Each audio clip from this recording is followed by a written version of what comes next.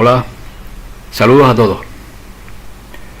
La sociedad actual está basada en cimientos fabricados por las mentes de individuos como Charles Darwin, Thomas Malthus y Adam Smith.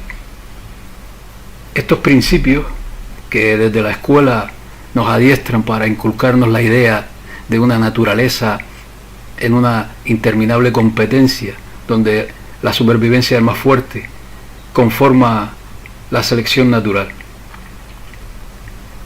Estos principios fundamentales de la biología, ideados por un mediocre eugenista como Darwin, sirvieron de complemento perfecto al modelo económico de Adam Smith para conformar la sociedad actual basada en la competitividad, el esfuerzo, el individualismo y en la supremacía de unas élites.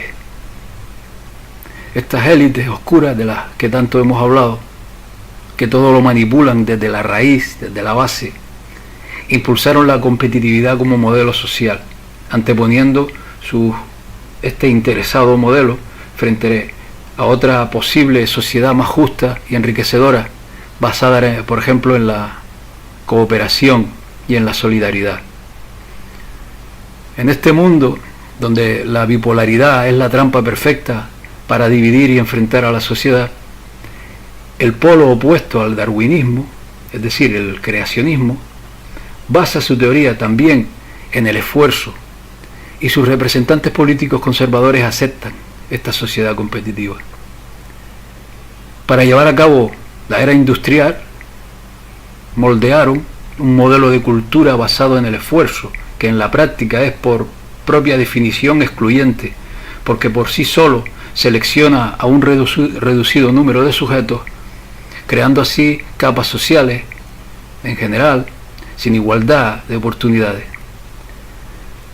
Los descendientes de aquella élite del siglo XVIII manejan y moldean hoy día, de igual manera, a la sociedad y al individuo actual, para afrontar la nueva era tecnológica y transhumanista que tenemos ante nuestras puertas.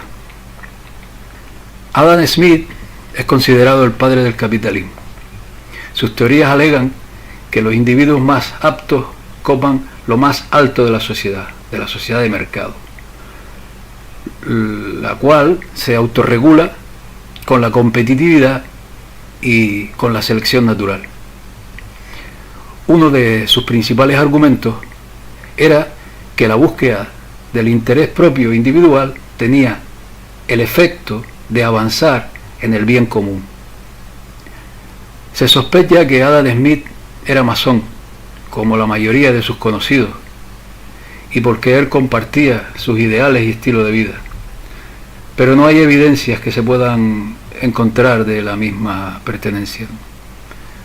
Todos sus documentos personales fueron quemados por alguna razón y no existen registros de él en ningún albergue de Edimburgo.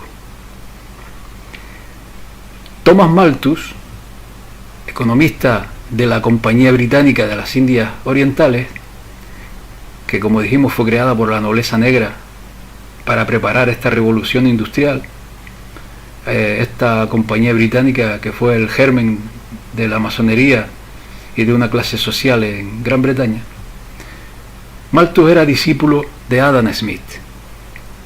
Fue un teólogo que proclamaba la eugenesia, porque al estar los más aptos en lo alto de la sociedad, sobraban muchos pobres considerados por este individuo desechos de la sociedad y seres inferiores. Esta idea malthusiana fue ampliamente promovida por la masonería de la época.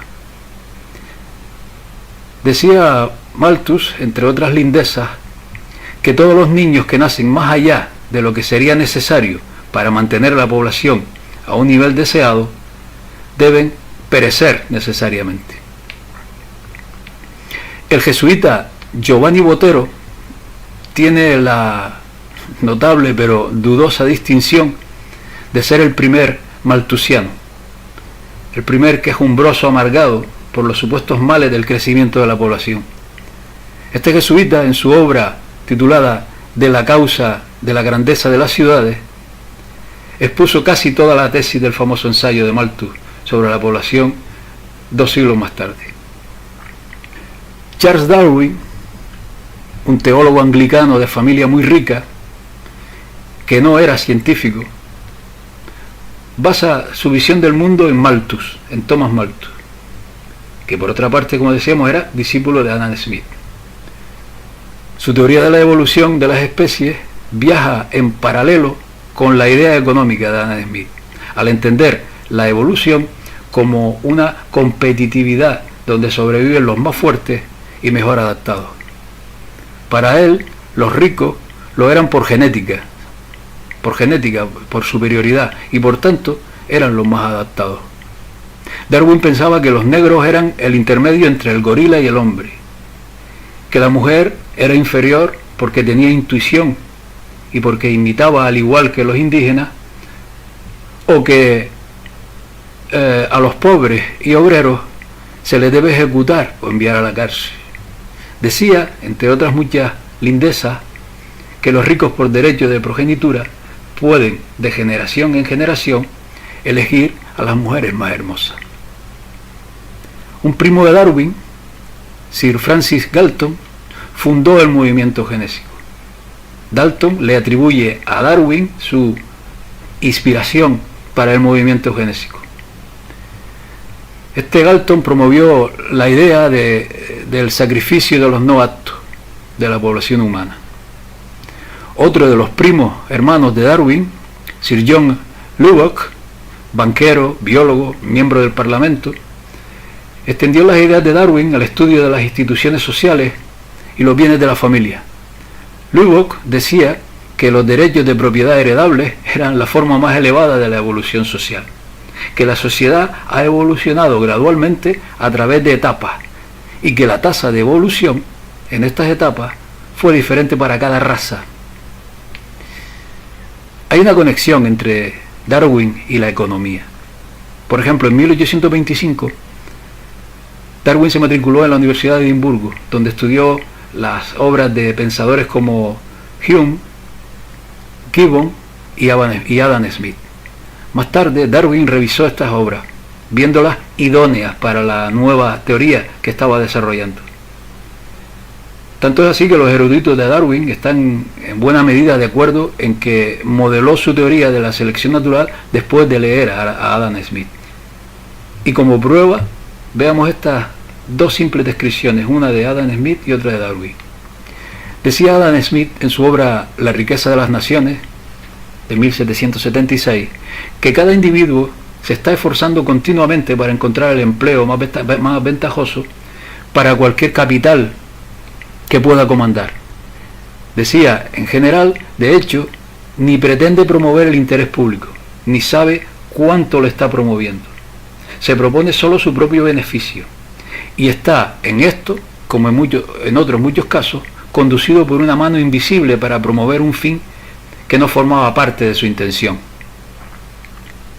Por su parte, Charles Darwin, en su obra sobre el origen de las especies, de 1859, afirmaba que se puede decir que la selección natural es cada día y cada hora escudriñando en todo el mundo todas las variaciones, incluso las más leves, rechazando lo que es malo, preservando y sumando todo lo que es bueno, silenciosa e insensiblemente trabajadora, siempre y donde quiera que se presente la oportunidad en la mejora de cada ser orgánico en relación con sus condiciones de vida orgánicas e inorgánicas.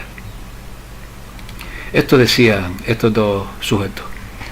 Según la Enciclopedia de la Masonería Libre, que se editó en 1909, antes de llegar a Derby, en 1788, el doctor Erasmus Darwin había sido un masón se había hecho masón en la famosa logia de Canongate Kilwinning, número 2 de Escocia. Sir Francis Darwin, uno de los hijos del doctor, se hizo masón en Tarian Lodge, número 253, en Derby, en 1807. Su hijo Reginald se hizo masón en Tirian Lodge en 1804.